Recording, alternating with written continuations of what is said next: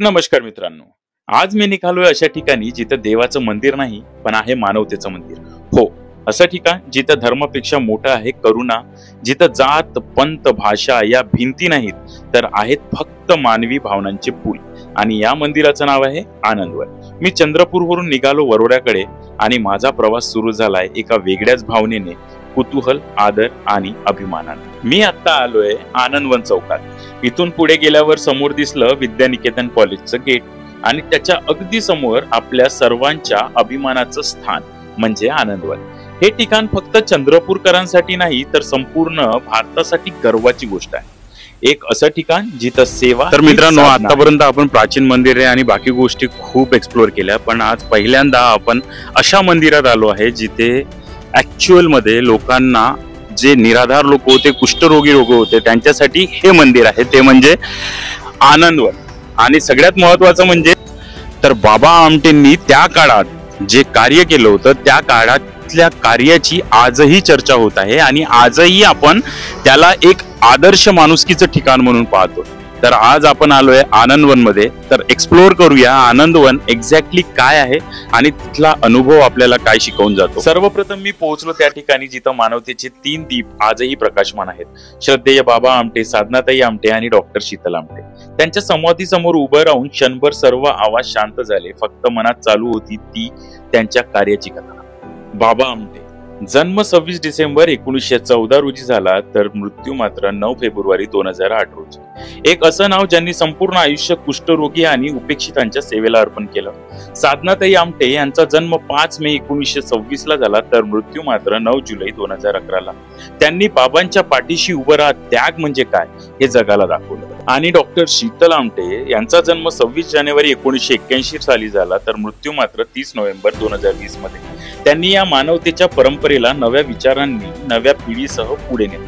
या समाधी समोर उभं राहिल्यावर एकच भावना मनात आली, ती म्हणजे ही समाधी नाही तर ही प्रेरणेची ज्योत आहे जी आजही हजारो जीवांना उजळवते. जेव्हा एखाद्या माणसाला समस्या येतं ना, किंवा त्याच्या समोर एखादं खूप कठीण काम समोर दिसतं किंवा त्यातून बाहेर निघता येत नाही, तेव्हा शक्यतोवर आठवतं की आपण कुणाकडे जायचं, काय करायचं आणि तिथून बाहेर कसं निघायचं. त्यावेळेला मला ना फक्त एकच नाव आठवतं, ते म्हणजे बाबा आमटेचं. त्यांनी त्या काळात म्हणजे जवळपास 1949 पासनं जे कार्याला सुरुवात केली आणि त्या कार्याचं जे आजचं फळ आपल्याला भेटतंय, त्या परिस्थितीतून मात करून ते कसे बाहेर निघाले ते या जागेवर येऊन समजतं आणि हा अनुभव इथे आल्यानंतर आपल्याला घेता येतो. यानंतर मी पोहोचलो आनंद मुकबधीर विद्यालयात. इथे शिक्षण म्हणजे केवळ पाठ्यपुस्तक नाही, इथे शिकवलं जातं मनाने ऐकणं आणि हृदयाने बोलणं. तर मित्रांनो, मी तुम्हाला म्हटलं होतं की आनंदवन हे फक्त आनंदवन एक प्लेस नाहीये, त्याला मानवतेचं मंदिर म्हणता येतं. फक्त महारोगी, कुष्ठरोगीसाठी जेव्हा आपण या स्थळाकडे पाहतो तर फक्त तेवढ्यातच हा विषय न थांबता इथे तुम्ही समोर पाहू शकता महारोगी सेवा समिती बरोबर आनंदवन संचालित ॲक्च्युली आनंद मुकबधीर विद्यालय आनंदवन दिले आहे. तिथचे आपल्यासोबत सर आहेत, तर त्यांच्यासोबत बोलूया. एक्झॅक्टली हे स्कूल कोणत्या उद्देशाने आणि कधी सुरू झाली याबद्दलची माहिती घेऊया. सर, तुमचं नाव? मी विजय भसाळकर, मुख्याध्यापक आहे शाळेचा, आनंद मुकबधीर विद्यालयाचा. आपली आनंद मुकबधीर विद्यालयाची शाळा आहे ही श्रद्धेय बाबा आमटे यांनी 1983 मध्ये त्याचा पाया घातलेला आहे. खरं तर इथे आधी अंध विद्यालय होते, पण मुकबधीरांची शाळा खोलण्यामागे एक मुलगी होती प्रेरणा नावाची. तिला थोडं ऐकू कमी येत होतं किंवा उशिरा ती बोलायला लागली. त्यामुळे बाबांना वाटलं की ही बोलत का नाही. आणि त्यावेळेस जेव्हा आयुक्तालयातून सरकारी अधिकारी वगैरे आले होते पुण्यावरून, तेव्हा बाबांपुढे हा प्रश्न आला आणि त्यांनी मग सांगितलं अधिकाऱ्यांनी की तुम्ही मुकबधिरांसाठी सुद्धा एक शाळा सुरू करा. आणि तेव्हापासून बाबांनी 1983 मध्ये ही शाळा सुरू केलेली आहे. आज या शाळेमध्ये 100ची मान्यता आहे, 75 मुलांना अनुदान आहे. तरी परंतु 100पेक्षा म्हणजे यावर्षी 124 विद्यार्थी आहेत आणि दरवर्षी आपण सातत्याने पाहतो विद्यार्थी संख्या वाढत आहे. नेहमी ती 100पेक्षा जास्त राहिलेली आहे. परंतु सरकार मात्र अजूनही आपल्याला 75% जास्त किंवा 75 विद्यार्थ्यांपेक्षा जास्त अनुदान देत नाही आहे. आम्ही वारंवार प्रयत्न करतो त्यासाठी. तर आपल्याकडे तसंच जसं आपण सामान्य शाळेमध्ये पाहतो पहिल्या वर्गापासून वर्ग सुरू होतात. आपल्याकडे जसं इथे मात्र पहिल्या पायरीपासून म्हणजे ज्यांना विद्यार्थ्यांना थोडंसं भाषा ज्ञान व्हावं त्यासाठी म्हणून पहिल्या पायरीपासून पहिल्या 3 पायऱ्या आणि त्यानंतर 1 ते 7 वर्ग अशा प्रकारचे वर्ग इथे चालवले जातात. यानंतर 7वा वर्ग झाल्यानंतर 10वी पर्यंत इथे नाही आहे. त्यामुळे संस्थेअंतर्गत 17 नंबरचा फॉर्म भरून ते विद्यार्थी 10वी आणि 12वीसाठी सुद्धा बसतात आणि पुढे सुद्धा आनंद निकेतन कॉलेजच्या माध्यमातून ते ग्रॅज्युएशनपर्यंत शिक्षण पूर्ण करण्याचा प्रयत्न करतात. धन्यवाद सर, तुम्ही जे माहिती दिली त्यासाठी खरंच खूप खूप धन्यवाद.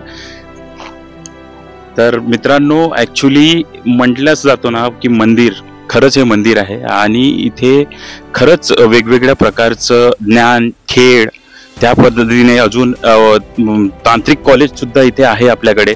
इथे रोग्यांवरती उपचार पण केले जातात आणि सगळ्यात महत्त्वाचं तो म्हणजे लहान मुलं आणि आपल्या देशाचा पाया तो पण इथे घडवला जातं, ते म्हणजे आनंद मुख बधीर विद्यालयामध्ये.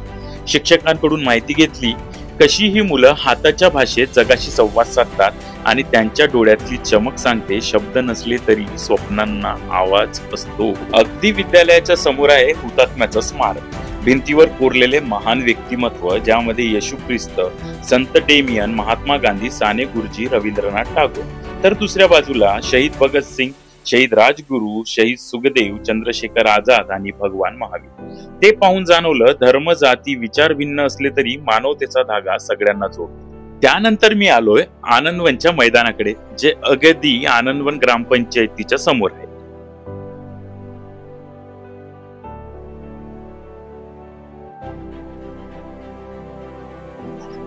तर मित्रांनो, आता आपण आहो आनंदवनच्या ग्राउंडवरती. इथे तब्बल 36 खेळ खेळले जातात आणि इथले विद्यार्थी आपल्याला राष्ट्रीय स्तरावर, आंतरराष्ट्रीय स्तरावर पण रिप्रेझेंट करतात.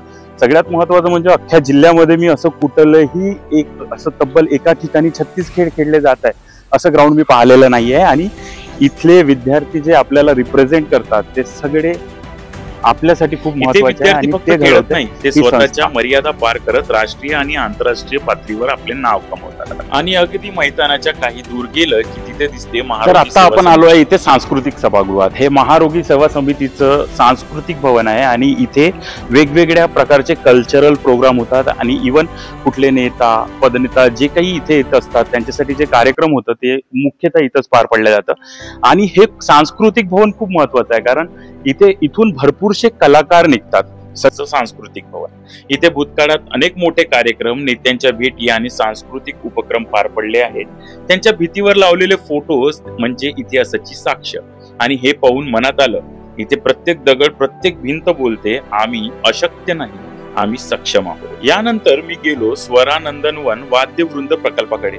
इथे अपंग मुलांना संगीत शिकवलं जातं. वाद्यातून, स्वरातून जे स्वतःची दुनिया रंगवतात. त्या तालमीच्या हॉलमध्ये पाऊल टाकतात जणू हवेतील प्रत्येक तरंग सांगत होता, देह अपूर्ण असू शकतो पण आत्म्याचा स्वर नेहमी परिपूर्ण असतो. त्यानंतर मी तिथल्या कर्मचाऱ्यांकडनं तिथली माहिती घेतली. तर आता आपण आहोत स्वरानंद वाद्यवृंद इथे. आणि इथे ऑर्केस्ट्रा जो म्हणतो त्याची रंगीत तालीम किंवा त्याचे कार्यक्रम इथे पार पडतात. तर आपण आता त्याच्याबद्दल इथे उपस्थित असलेल्या दादांकडनं माहिती घेऊया एक्झॅक्टली काय असतं. तर नमस्कार दादा. नमस्कार.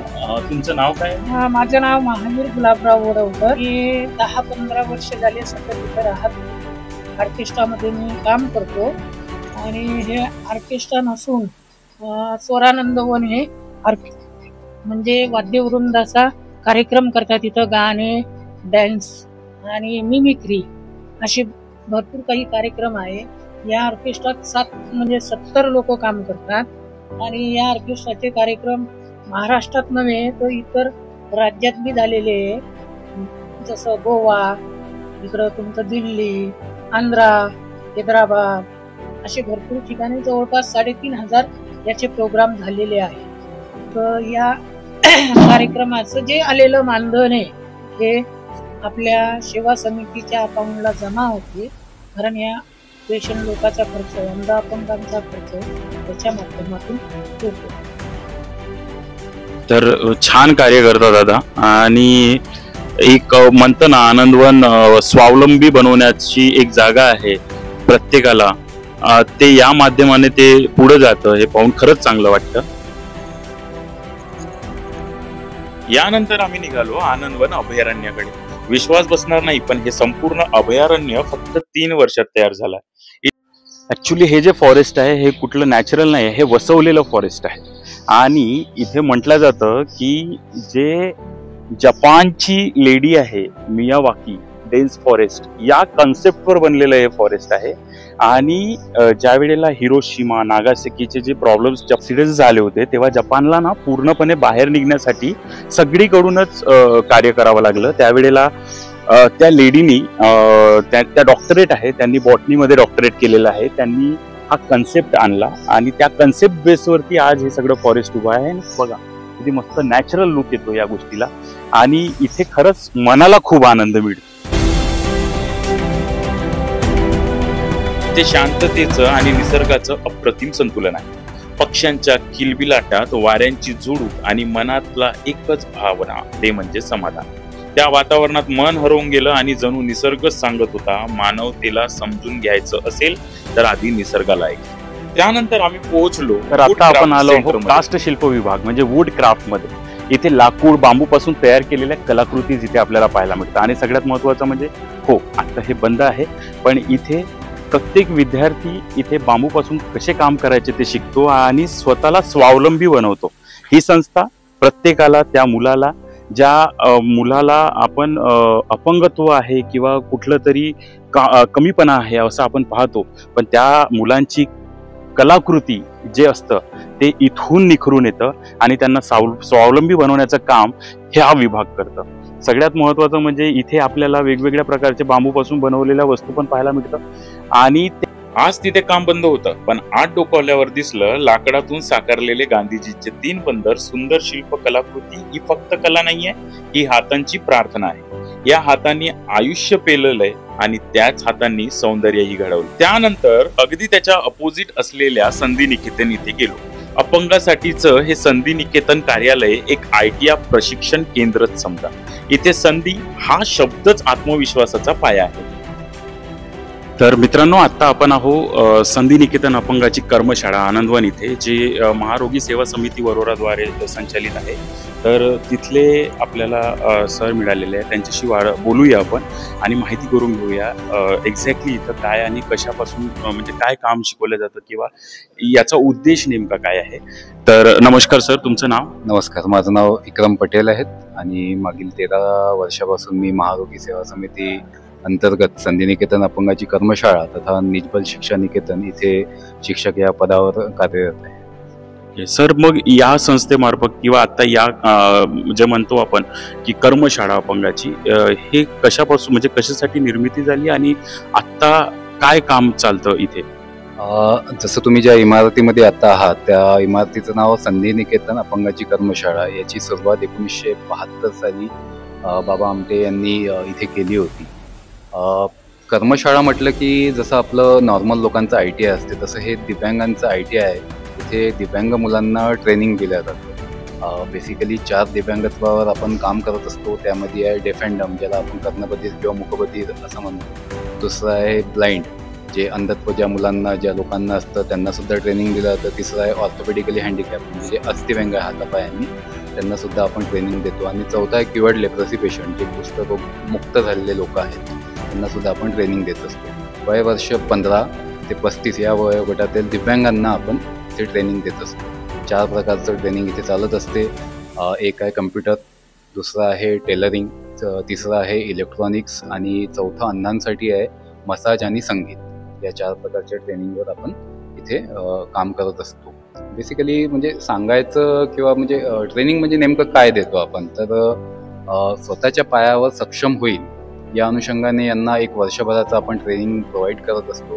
की इथून आनंदवनातून ते मुलं बाहेर पडल्यानंतर ते स्वतःचा व्यवसाय सुरू करू शकेल किंवा रोजगार करू शकेल, अशा पद्धतीने आपण 1 वर्षात त्यांना वेगवेगळ्या प्रकारचं ट्रेनिंग देत असतो. त्याच माध्यमातून आपण मागील 5 ते 6 वर्षापासून आपण प्लेसमेंटचं सुद्धा या इन्स्टिट्यूटनी काम सुरू केलेलं आहे.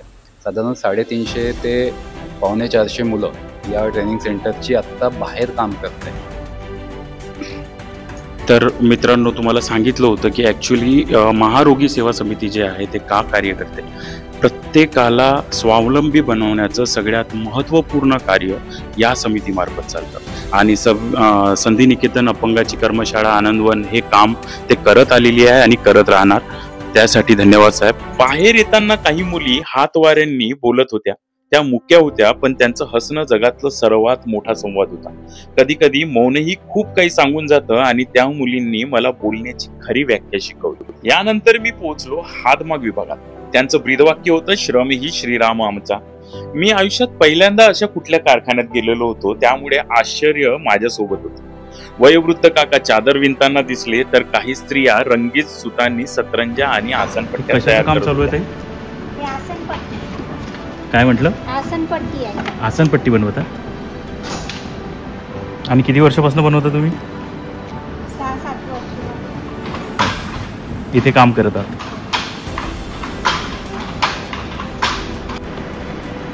काय बनवताय काकू हे? सतरंजी. तुमचं नाव काय? काय नाव आहे म्हटलं? त्या धाग्यांमध्ये मला दिसली जीवनाची झुंज आणि स्वाभिमानाची नक्षी. या चरख्यांवर फक्त धागे नाही, तर इथे प्रत्येक फेरीत विणली जात आहे ती आशा आणि आत्मनिर्भरता. इथं तयार होणाऱ्या सर्व वस्तू, बॅग असो, चप्पल, कपडे, ग्रीटिंग कार्ड्स, कलाकृती या विक्री गृहात विकल्या जातात.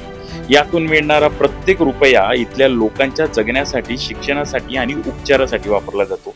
इथं शेतीपासून हॉस्पिटलपर्यंत सर्व काही चालतं स्वतःच्या बळावर. ज्यांना समाजाने दूर केलं त्यांनीच इथे स्वतःचं एक जग निर्माण केलंय. मित्रांनो, आनंदवन हे एक फक्त ठिकाण नाही आहे, हे आहे मानवतेचं विद्यापीठ. इथे जे लोक समाजाकडून नाकारले गेले त्यांनीच इथे नवजीवन मिळवलं आणि इतरांसाठी दीपस्तंभ बनले. ज्यांना आपण असहाय्य म्हणालो तेच आज सहाय्यतेचा हात बनले आहे. आपण सगळ्यांनी एकदा तरी या ठिकाणी नक्की भेट द्यावी, कारण इथे गेलं की कळते देव कुठे आहे हे शोधण्याची गरज नाही, तो इथेच आहे आनंदवनात.